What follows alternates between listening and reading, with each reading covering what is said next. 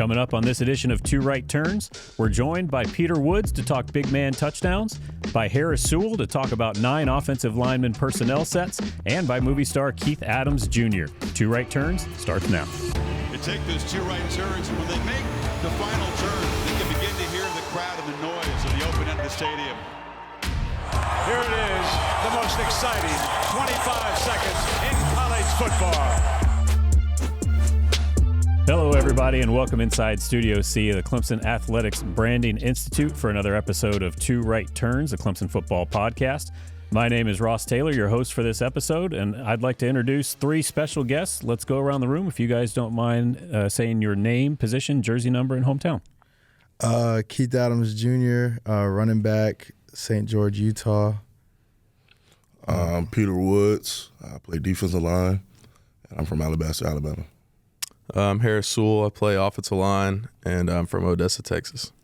Well, that was actually a little bit incorrect because we have number. Well, no. We can get to the number later, but I want to talk about the positions because we have defensive linemen, and we have the ACC Defensive Lineman of the Week in Peter Woods. So quick clap for that.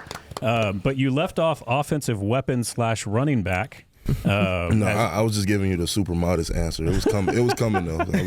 I was holding on to it. Well, as we start this episode, some people call them coincidences. Obviously, Coach Sweeney calls it a God wink. But I was in the press box before the game, and they make the announcement in the press box, "Hey, welcome to the press box. No cheering in the press box. This is a working area." Blah blah blah. And they go, "All right, for anybody needing to get to Coach Sweeney's press conference after the game, take the elevator downstairs and make 2 right turns to head to the to the press conference room." I was like, "All right, this is going to be a good night." And so, we're going to go pretty video heavy on this episode. So I implore our viewers who are listening via audio, make sure you join us on YouTube or Clemson Plus so you can see what these guys are seeing. And based on where the conversation's gone so far, y'all got to know where we're starting, right? But we're not going to start on the touchdown, Peter, because you got 2 carries in this game. Nice. And so we're going to start on the 4th down run, and tell me what you're seeing here.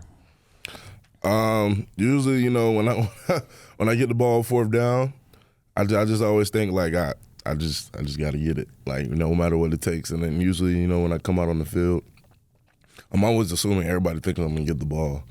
So it's just one of those things where it's like everybody know you about to get the ball. You out there for a reason. You just got to go and you got to make it happen. And Keith, that's part of my job. Keith, I mean, obviously you're a running back by trade, and you've also seen snaps at fullback. Give me a grade here. Yeah. If I'm being a critical grader, I'll probably have been a little bit more patient because if you can see, you cut off of Blake Miller right there. There's a bigger hole. But, yeah, you probably got a touchdown. But he got the first down. That's the ultimate goal here. So I'm going to give him an A anyways. But if I was being a little critical, probably just go out there. But that was really good. Hey, we have a winning standard of performance, winning grades, right? He met it on that one. So, all right, we got to get to the highlight that everybody wants to talk about. If you'll buzz it forward, we see Harris in there getting low. We're looking at the touchdown here. Tell me what you're seeing. Jeez. Man, this was like kind of like a unreal moment. Kind of like it just felt like it still kind of feels like a dream. Like I've watched it like 30 times actually. But like they called it, and I was like, whoa, like this is actually about to happen. Me and T. Lee were actually talking about it on the sideline. Like this might be a situation where I can probably get one. And 2 plays later, we get down to about the 2-yard line, and they called me out. And, I wasn't nervous or anything. It wasn't like it was my first carry of the game. But I was super excited. And I really ain't know what the little dancing dance was going to be at the Did you come in with a celebration plan? Nah, not really. It was just kind of like an emotion thing. I think, now that, I'm kind of like an athlete now or whatever you want to call it, I probably have some celebrations on hand, for the rest of the season. But, nah, man, it was definitely a special moment. I mean, that's my first one. Everybody getting their job done. Walker's block was insane. He like folded the dude up, and Braden led, and I'm pretty sure the guy who tried to tackle me didn't want none either. So, it was just crazy. I seen a stat that Cade was the only non-lineman on the field. That's right. I think I knew that when we were practicing. That's exactly right. And so I wanted to ask Harris. I wanted to ask Harris about this because obviously Peter gets the glory on this, but this play is a celebration of offensive linemen. Basically, 9 offensive linemen. You got your whole dang room on the field, Harris. Yeah, 9 offensive linemen. That's a record, Coach Luke said. No, it's crazy. If you watch it from the TV angle, there's like all of us just surround Peter, and Ronan actually like disrupted his dance a little bit, but no, it was awesome. Well, and shout out to our video team too, because this shot is so like crisp and gorgeous. You got the like night behind you while you get the celebration going, the big smile. Yeah, I was telling somebody, I was like, I always think like almost when I was running the ball, it's like I had more time than I actually had to think like in like some crazy realm, and I was thinking like, where do the videos come from? When somebody scores a touchdown, I ain't never did this before. It's my first time ever scoring a touchdown. So I'm like, and I'm thinking like, I know it's always somebody like somewhere on the baseline. So I'm like, just looking for a familiar face, trying to get somewhere near a familiar face, and I end up seeing Kyle. One of our former colleagues on the video team said, always make sure the players know which camera's yours. Exactly. So bingo, Peter Woods nailed it. And then we go to the sideline here. We get some reaction from Coach Sweeney. Let's listen in. I dreamed it up in the middle of the night. I said, we're going to call this target. 1,000 pounds. We ruled nobody. I didn't even touch you. That boy got a 30. Let's go. Who had the better reaction, Daquan or Coach? I think Coach. There's a lot of Coach's reaction that y'all didn't catch on the video. So I think Coach probably got that one. He came back like 3 or 4 more times. It said something throughout the game, just like you got a touchdown. Like, how you feel? That's good. As you all know, he will routinely double back. Yes, every time. But it's either very, very good or very, very bad. Yeah. If I was to fumble the ball or something on the 1 yard line, he'd probably come back and tell me about that again too. So it's good that I was on the good side of that double bet. Well, and we'll talk about this here in a second, but there's been a defensive tackle here that scored a touchdown, then got a real butt chewing afterward for his celebration that drew a flag. But one of the things that was interesting, we talked about this, there were 3,340 pounds of Clemson Tigers on the field for that play. The second lightest person on the field for Clemson behind Cade was Chapman Pendergrass at like 290 pounds or whatever it is. That's a lot of beef. But we're going to take a quick pit stop courtesy of our friends at Darlington Raceway, because 3,340 pounds of Clemson Tigers is almost identical to the minimum weight of a NASCAR stock car these days. So a little bit of synergy there, but that's crazy. We're going to go through some recent big men touchdowns, and I just want to get everybody's feedback and grade. So we got 4 of them, and we're going to start with the most recent big man rushing touchdown prior to last week, and this is Niles Pinckney against Georgia Tech. Go ahead and run it. The big boys are back out there. Ryan Brzee, the true freshman defensive tackle. He'll be the fake. Niles Pinckney. Instead, a 300-pound defensive tackle. Nah, he takes definitely the having fun handoff with and that thing, fullback. though. We'll try tackling him. They can't. And so are we giving it to Peter or are we giving it to Niles? I think that's a question for somebody that's not me, honestly. I will say, so credit to Niles, the team movie the night before, this was in the middle of COVID, so they couldn't go to the theater. Yeah. The team movie at the hotel was Any Given Sunday. So I don't know if you all have ever seen Any Given Sunday. That's the Miami Sharks, Jamie Foxx the celebration. That's where the celebration came from. So little inspired. They're a little behind the scenes on how that came about. Let's go to the next one. The next one has to be our heaviest touchdown in school history. This is Dexter Lawrence against Louisville. Wilkins, they give it to Yeah, I like that one. Yeah, they weren't stopping him. He didn't need no blockers. Yeah, they weren't stopping that. 1 to 10. What are we grading that? That's a 9.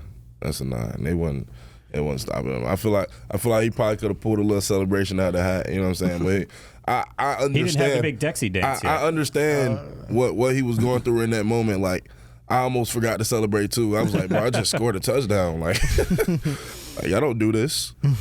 Well, that's good. We can just put a decimal on his jersey number, give it a 9.0. Yeah. Next, later in that season, let's go to Christian Wilkins. This is my favorite one. This is my favorite one. He didn't need to jump, did he? No. He just wanted to. And so he hit the Heisman after this, which the officials for that game did not appreciate, speaking of the doubling back. But, was it a flag? Oh, yeah. He got flagged for a celebration on that. I don't think we show it in the video here. Not for that, but yeah. For the Heisman? Yeah. I think I seen the Heisman thing. I feel didn't like know he wouldn't got a flag for that. I feel like that's common for a lot of Ashton Genty did it. I think there were 81,500 people in the stands that agreed with you on that, Keith. However, the head coach was going to take the opportunity to yell at Christian Wilkins, and so he did. Sounds about right. Nah. Yeah. That was good. That was really good. But we can't go through the big man touchdowns really without going to the original big man touchdown. And this is not at Clemson, however. This is a Clemson grad, and the name of the original fridge package, William Perry. Yeah. Listen to the announcer. That one registered 3.8. Oh, my goodness. Another Super Bowl record, the first refrigerator to score. No, that's What year is iconic. this? This was Super Bowl 20, so this would have been the 1985 season. You want to know what's crazy? My granddad was on the other side of that. No kidding. Yeah. Oh, we're on the Patriots side? On the Patriots, yeah. That's wild. Yeah, sadly. But that's actually really funny. That segment was presented by Darlington Raceway. I hope to see you at the track that's too tough to tame in 2026, starting with the Goodyear 400 weekend, March 20th through 22nd, and again in the NASCAR playoffs with a cookout, Southern 500 next Labor Day weekend. Log on to darlingtonraceway.com for your tickets. Now back to Two Right Turns. Yeah, so shout out to Fridge. I have to ask, I mean, the Fridge package, this is different than the Fridge package. It's the package that went in on that touchdown have a different name?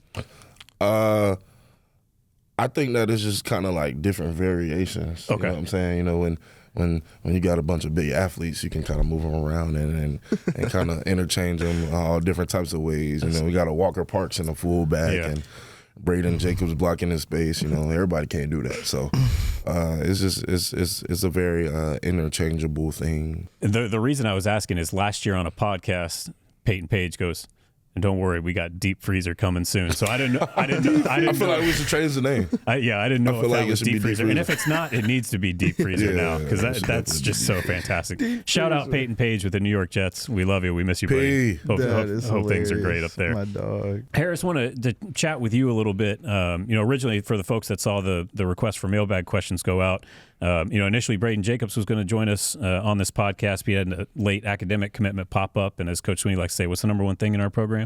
Graduation. That's right. So that comes first. But, I mean, it couldn't feel more appropriate because it seems like Harris Sewell is always ready anytime we need him, right? Just 100%. we got to plug in at any point, and everybody's like, all right, we got Harris, let's go. And so, I wanted to ask you, even though this is not talking about recently, it goes all the way back to your first start here. And for those who don't remember, tell us about the circumstances of your first start and which game it was. Yeah, so I believe we were 4-3. We just came off a tough loss to NC State. It was brutal. That's like probably the maddest I've ever seen Coach Sweeney. It was a tough time around here, but yeah. So he came in our segment meeting and basically just told us like this is it. Like he was like, Harris, like you came here to play. Like you came from all the way from Texas. Like you didn't come here to sit around. It's time to play.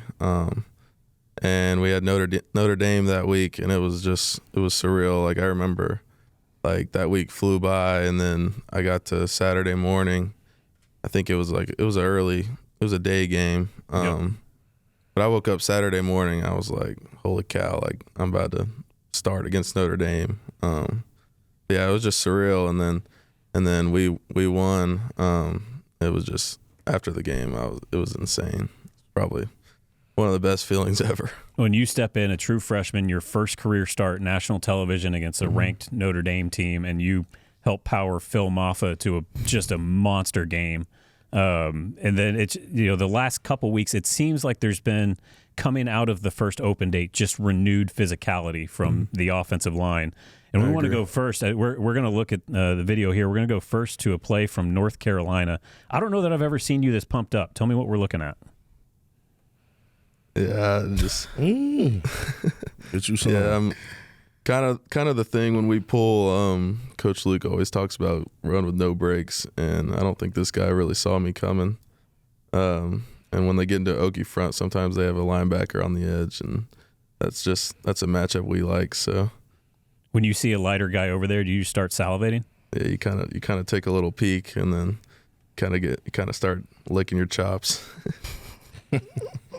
Well, we're going to go to one from this past week, and you're a big hunter, right? Yes, sir. It looks like you went hunting on this one. Let's take a look. Harris over here at right guard is going to come help out Blake Miller. Tell me what you see. Yeah, all of that. Yeah, so every offensive lineman, or really just every guard, knows that when you see a DN rushing the outside, you're just waiting for him to spin inside. And I just happened to take off, and as soon as he spun inside, it kind of. Hopefully he wouldn't do that again. So we were loading the plane at 2 a.m. or whatever on the tarmac in Boston. I'm standing behind a couple of the coaches, and I hear one of them go, "Play 50. Watch Harris Sewell." It's like, I've never seen that before. He's like both him and the defender's feet are just like completely off the ground. Yeah, I didn't even know that till I watched it. My feet actually left the ground before I even hit him. But I don't know what would have happened if he didn't fall on his back. But how satisfying is that? That's awesome. It's a great feeling. Well, and then it looked like it cuts off here. It looked like Blake Miller was a little fired up for the help. Oh yeah, after it happened. So Blake, after it happened, he's literally just standing over the guy going, "Oh!" And then we both got up, and that's something you would say. ACC Offensive Lineman of the Week, Blake Miller, by the way. Let's give him a shout out, even though he's not in here. Block A. But I also, too, one of the emerging storylines that came out of this past game is the emergence of Braden Jacobs. Mm-hmm. Him stepping in for Tristan and the job he did. Coach was asked about it post-game, asked about it again on Sunday. And it seemed like there's been so much praise inside the program, teammates, coaches, everybody for the job Braden did. And so we've got one here of him pulling. Obviously he comes from Is this when he launched that dude? A lineage of a running back. Crazy thing I've ever seen. I was like, did he throw him? I saw this on the sideline. Bro, he just threw him 5 yards. First of all, are human beings of that size supposed to move like that? Nah. And Peter, you're in that category of kind of superhuman. That this is just, it's got to be rare. I always said if I was that big, I probably wouldn't move this well. You know what I'm saying? So just that's crazy that he's just able to he's so fleet-footed just at that size, and on top of him being that big, he's a dog. He just threw somebody, another grown man, that's somebody else's child, 5 yards down the field, and almost all with his arms, because he's getting rolled up as he does it. Yeah, he's crazy. Used one arm and launched the dude. Yeah, that's not normal. It's funny when he gets flown out of frame. It's hilarious. And Harris, being in that room, how much growth have you seen from Braden from the start of the year? Yeah, he's grown a lot. He's done a great job. A bunch of people know when he came in earlier in the season, he had some adversity, had some setbacks, didn't play as good as he wanted to. But I think this game gave him a lot of confidence.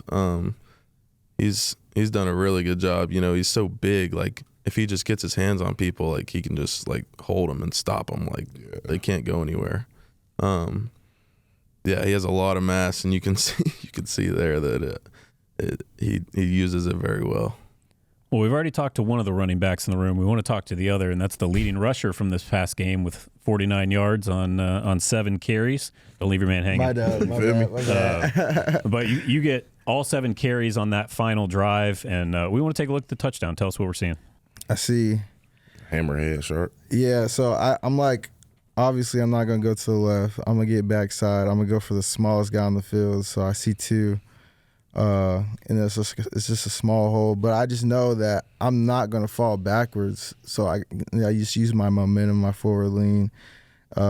Obviously, I'm not the tallest guy in the world, so it's hard to get underneath, and low man wins. So I'm just that's how I think. I know I can literally tell that defenses are scared to tackle me after the first play that I get in, because they're not expecting me to be he's a big running back, but they're probably oh, he's the 4th running back coming in. He's not going to play that hard. Nah, it's no drop off. So I'm going to just go in there and do my thing, show them what I'm about. So this name's going to predate you, but do you remember Mike Allstott, the Tampa Bay Buccaneers? Yeah.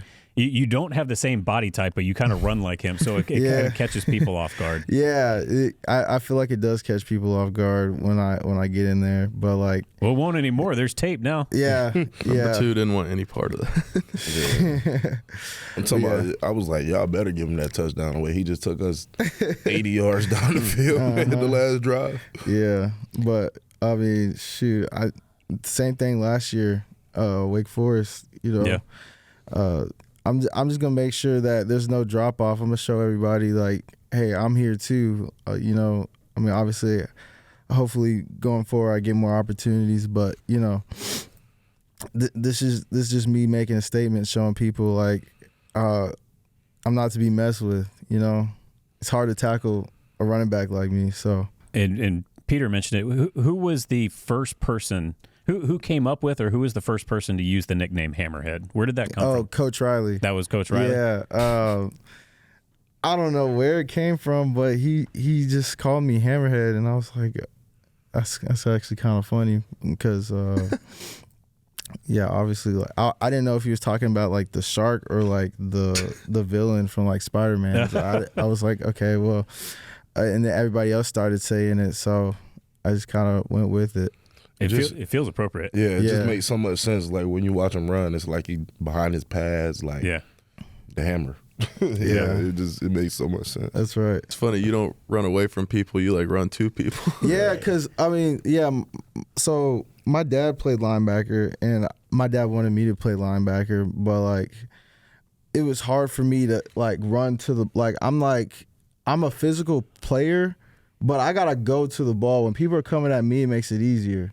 So, like, if you come at me, like, that part of my game is going to show. So that's why I chose running back. Yeah, and Coach Sweeney was saying, like, some of these guys who were blocked, it seemed like you were running straight to them, like, looking for contact, looking to run over them. Yeah, I mean, if you're in front of me, and I can't make a move, I'm just going to run over you. So, I mean. Well, I think we have reaction from the sideline from the touchdown. Let's take a look.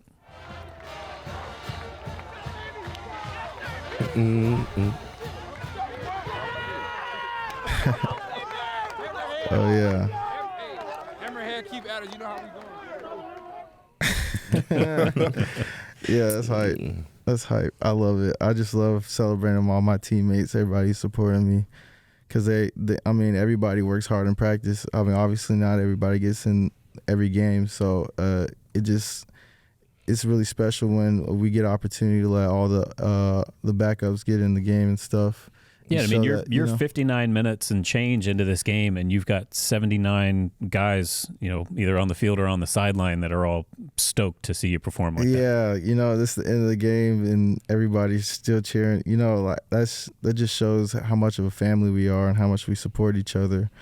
I love Clemson and everybody who's on the sidelines, the staff, the players, coaches, everybody, because everybody's so supportive. So it's just good to see that from another perspective, because I didn't see all that. it was just so fast for me. I was kind of like gassed too, so I didn't really like think about all that, but it's just really cool to see that. Well, Peter, as the lone defensive rep in the room today, I mean, coming off of back-to-back 10-point performances on the road against ACC opponents, the defense has really taken a step forward here in the last couple weeks. Yeah. But one thing I want to ask in particular, in part because, one, everybody wants to know about it, but two, because quite frankly, it's the most entertaining thing I see. Just watching Coach Allen, now that he's moved down to the sideline, I literally watched him jump into Chris Rump's arms and just wrap around him. I mean, how much of a difference has that made for you guys having your defensive coordinator down on the field with you? I mean, it's been great. I mean, you basically said it. Coach Allen, he just brings amazing energy, to practice, to meetings, to the game, pre-game, he's all energy, and he there's no off button, there's no off switch, and football is not an easy game, it's a hard game, and so you can always appreciate somebody who is gonna be like that light of energy, you know what I'm saying, no matter what's going on, no matter the circumstance, and I think being around him and under his leadership has helped me adapt that trait for myself too, just making sure that regardless of the circumstance, you know what I'm saying, you choose your posture. In your circumstance. I think that's something that I've learned from him, even how he carries himself off the field. But just having him on the field, it's been great from a communication standpoint. Obviously, you having a guy that's calling the main plays and seeing the full vision, right there with you now. So that's a big thing. And then also just the energy. Yeah, and that's created some excitement in the building, but also one of the things that's created some excitement behind the scenes, if you listen to the coaching staff, obviously, Harris, the job you've done at guard has been incredibly helpful, especially these last couple weeks. However, the excitement in this building about what you've done and the reps you've gotten at center is very palpable right now. And I think people are really, really excited about what the future might look like for you at that position. What do you enjoy about playing center? What was your history with playing center? And kind of what's the outlook for you there long term?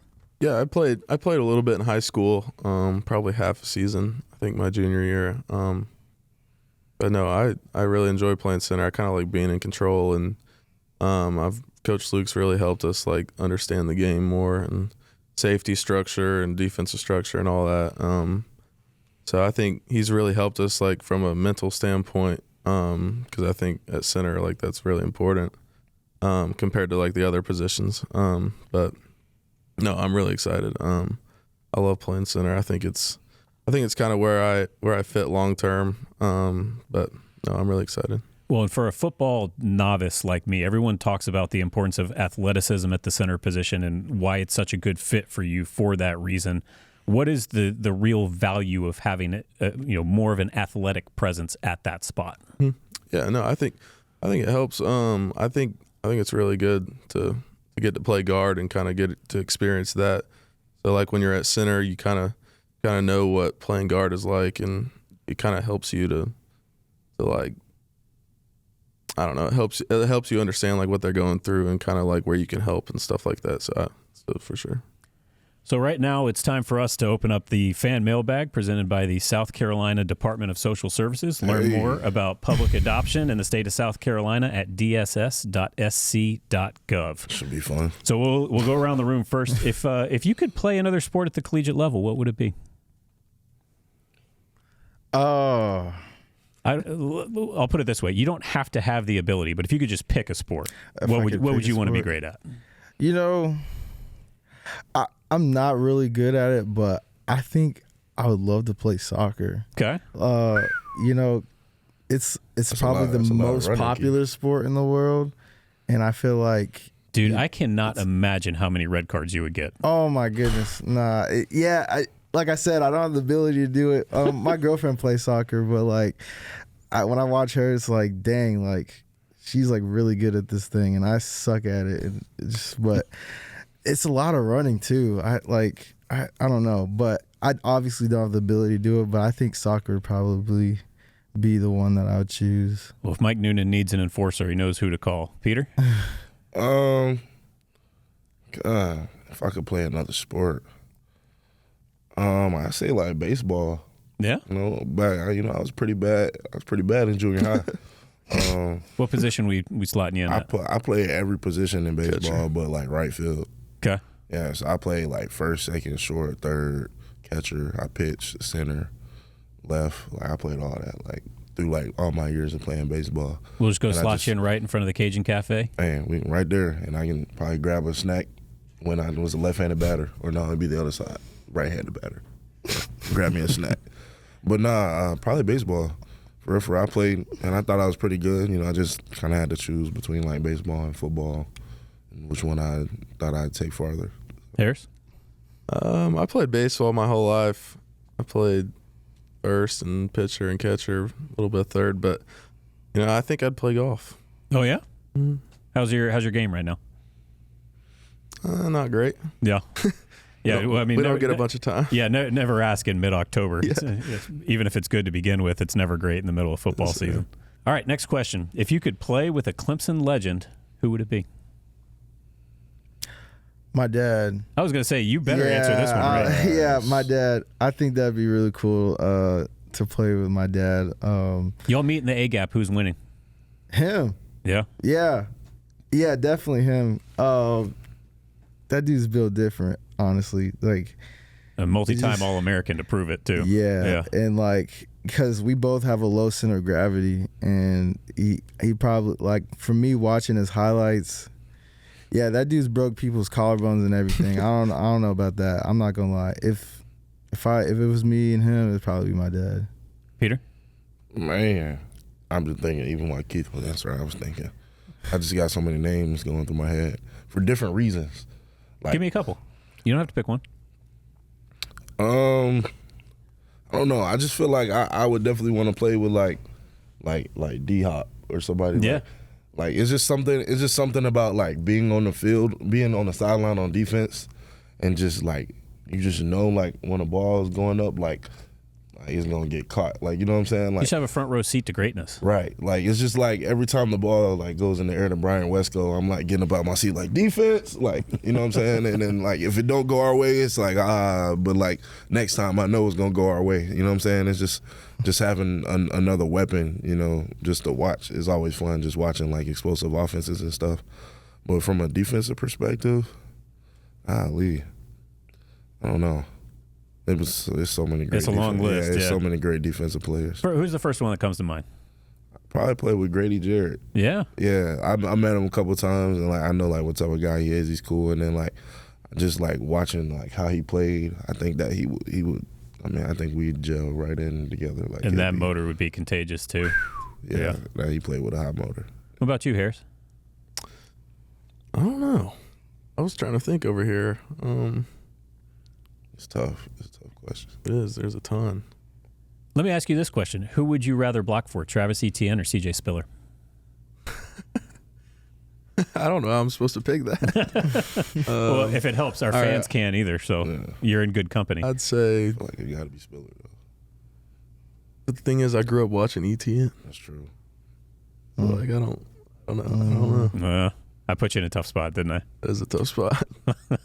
I'd probably say, I don't know why, when I saw this question, I just remember growing up, like, I remember watching Isaiah Simmons for some reason. That's a great answer. Like, I remember watching the national championship, and they were like doing like a little mini story on him, and it was just like he can play anywhere. Yeah, like, it was. I don't know. I just always thought he was a great player. Yeah, that 2019 season of his was just remarkable.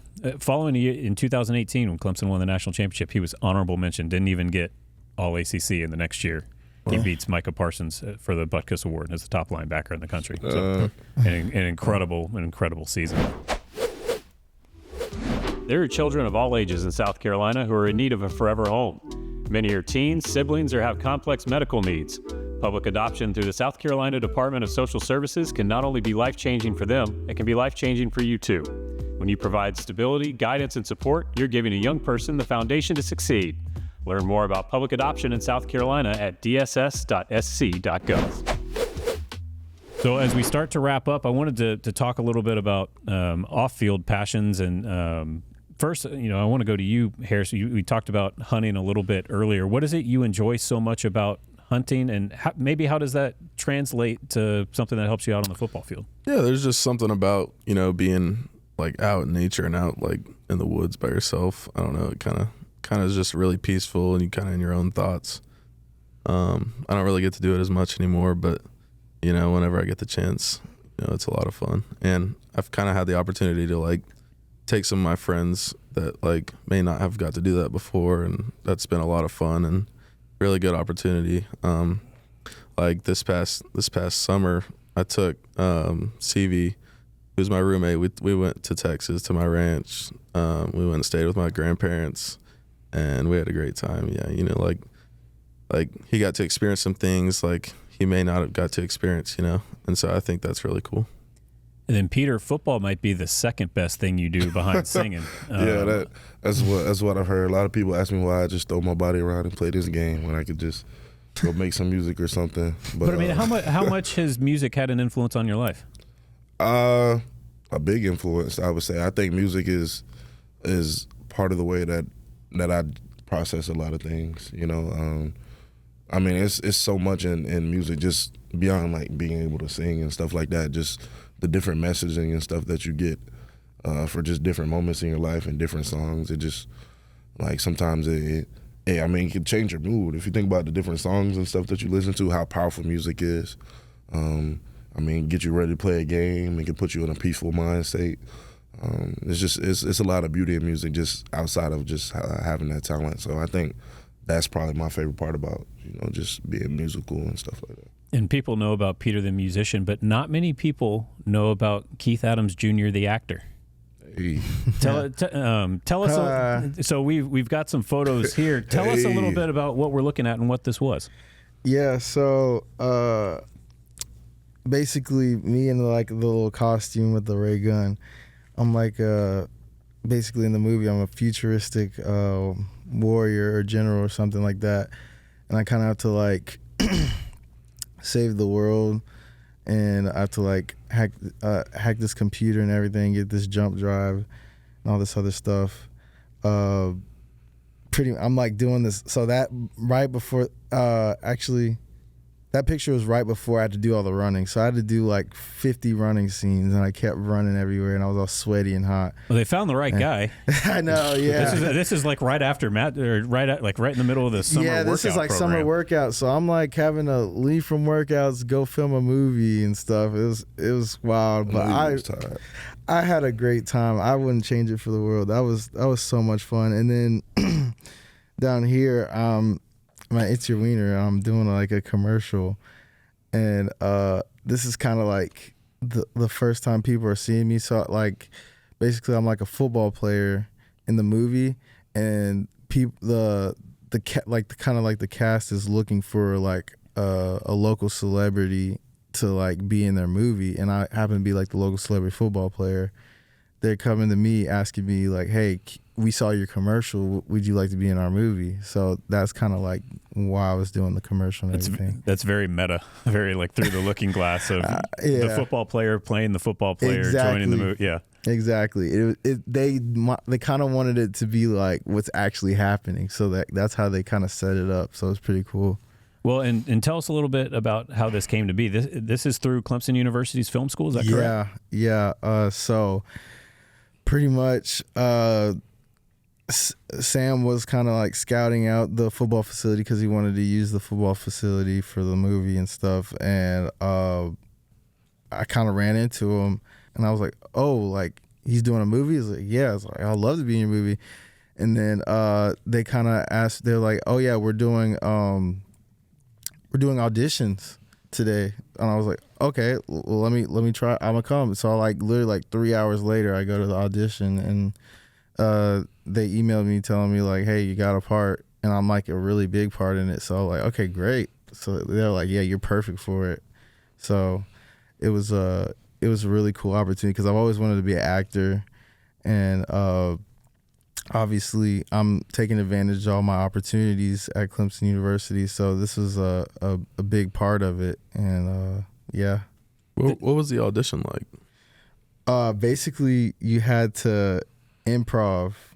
Like they gave you a scenario, and it's so awkward. Like you're in a room full of people. We're in a yoga room actually, and we're in everybody's sitting in chairs just watching you. They call it 3 people. They're like, "Okay, improv this scenario." I think my improv was, you all 3 of you guys are brothers. Your mother just died and you're at her funeral. Wait, that's not funny, actually. Y'all are 3 brothers, and none of us look alike, obviously. We're all 3 brothers. We're standing over her casket, and I have to tell them a secret that they don't know about.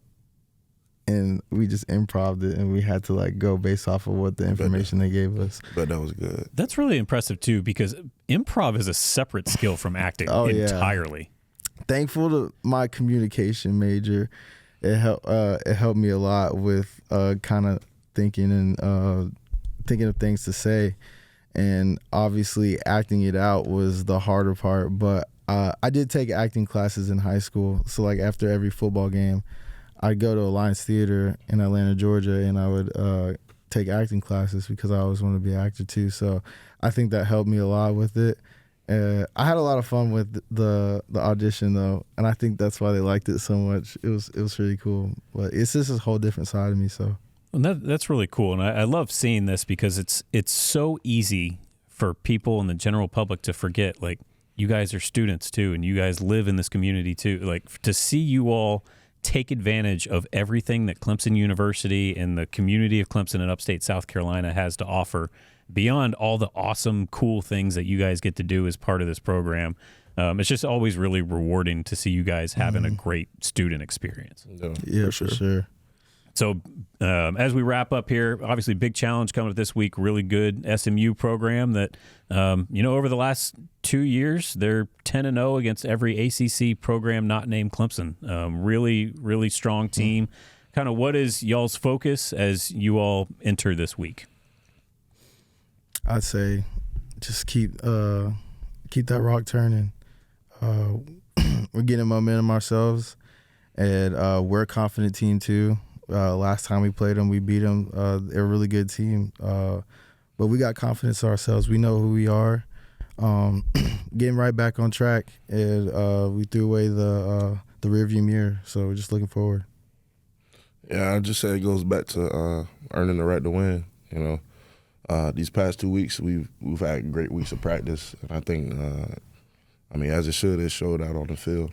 And so I just think, just Tuesday and attacking Wednesday and Thursday and Friday is going to be a big part of the result that we get on Saturday. And, I don't expect us to, like you said, keep the ball rolling, so I don't expect us to have any drop-off. Harris? Yeah, SMU's really good. They've got a good defensive front. They have a lot of size and a lot of speed. But, at the end of the day, it comes down to us and how we play. I think kind of like Peter said, I think these past 2 weeks, I don't think it's a coincidence that we've had great weeks of practice, and the games have turned out really well for us. So I think there's a direct correlation there. So I think we need to go out and practice well this week, and at the end of the day, it's just all about us. Well, as Coach has said, it's time to bring those performances we've had those last 2 weeks back home to the Valley in front of 81,500 people. I know that's a focus for you all as well. Yeah. So as we wrap up here, before we say goodbye, we want to get your followers up. Where can our fans find you all on social media? You can find me on Instagram, X, Keith Adams Jr. 3. Yeah. Peter? PeterWoods.11 on all platforms.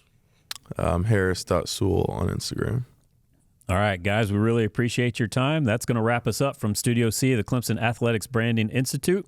Make sure to like and subscribe, and we'll see you on the next episode of Two Right Turns, a Clemson football podcast.